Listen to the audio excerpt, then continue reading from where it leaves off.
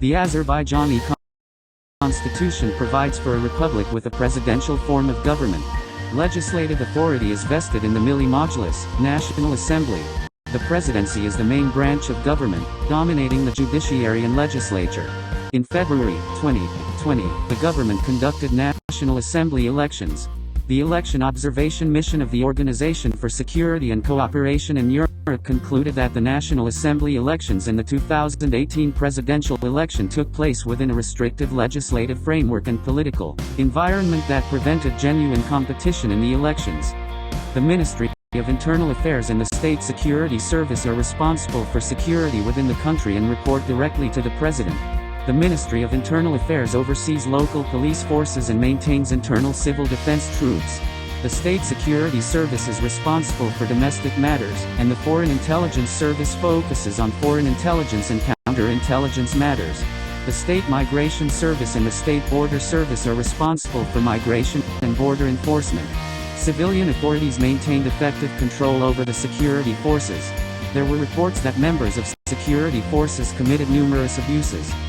During the year, there were incidents of violence between Armenia and Azerbaijan which resulted in casualties and detentions.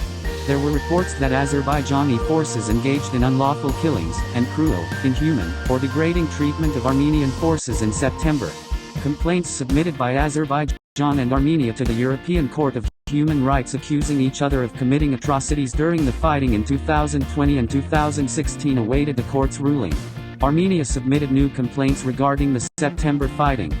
Other significant human rights issues included credible reports of unlawful or arbitrary killing, torture and cruel, inhuman, or degrading treatment or punishment by members of the security forces, harsh and sometimes life, threatening prison conditions, arbitrary detention, political prisoners, politically motivated reprisal against individuals outside the country, pervasive problems with the independence of the judiciary, arbitrary or unlawful interference with privacy, serious restrictions on free expression in the media, including violence against journalists, enforcement of criminal defamation laws to limit expression, and harassment and incarceration of journalists on questionable charges, serious restrictions on internet freedom, including blocking of websites, a de facto ban on the rights of peaceful assembly and substantial interference with freedom of association, restrictions on freedom of movement, severe restrictions on political participation, systemic government corruption, lack of accountability for gender-based violence, crimes involving violence targeting lesbian, gay, bisexual, transgender,